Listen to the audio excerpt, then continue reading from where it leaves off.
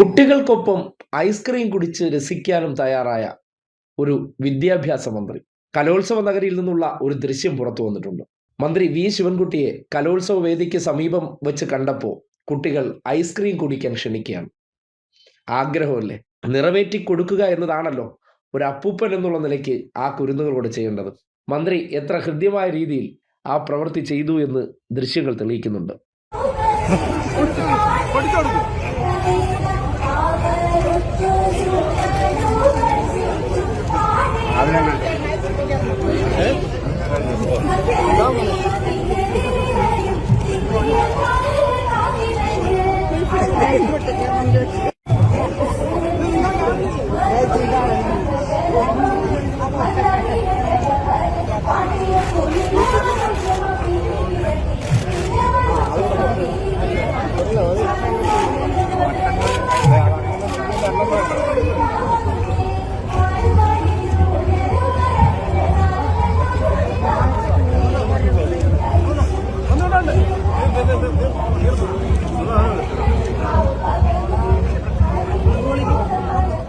ഇതൊക്കെയാണ് മാറ്റം.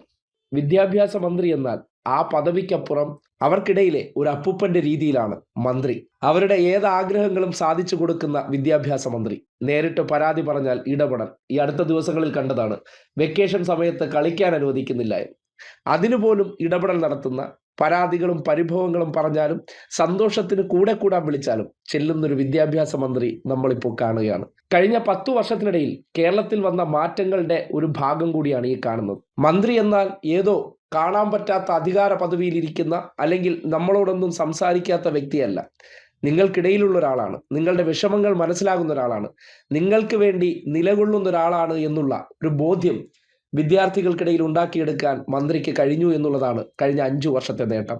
വലിയ ആക്ഷേപങ്ങളുടെ പെരുമഴ പെയ്യിച്ചാണ് വിദ്യാഭ്യാസ മന്ത്രി പദവിയിലേക്ക് ഈ നാട്ടിലെ ഡിഗ്രേഡ് മൊയ്ന്തുകൾ മന്ത്രി ആനയിച്ചത്. അതിലൊന്നും തളരാതെ ഏറ്റെടുത്ത ഉത്തരവാദിത്വം എന്താണോ അതിൽ ഇഴുകിച്ചേർന്നു. അതിൽ എന്താണോ ഒരു മന്ത്രി കസേരയിൽ ഇരിക്കേണ്ട വ്യക്തി ചെയ്യേണ്ടത് അതായി മാറാൻ ശിവൻകുട്ടിക്ക് കഴിഞ്ഞു എന്നുള്ളതാണ് ഈ ദൃശ്യങ്ങളൊക്കെ തെളിയിക്കുന്നത്. ഇതൊക്കെയല്ലേ മനോഹര കാഴ്ച? ഇന്ത്യയിൽ മറ്റെവിടെയെങ്കിലും നിന്ന് നിങ്ങൾക്ക് ഇത്തരം ഒരു കാഴ്ച കാണാൻ കഴിയും? അവിടെയാണ് കേരളം മാറിയെന്ന് വീണ്ടും വീണ്ടും ആവർത്തിച്ചും ഉറക്കെയും പറയുന്നത്.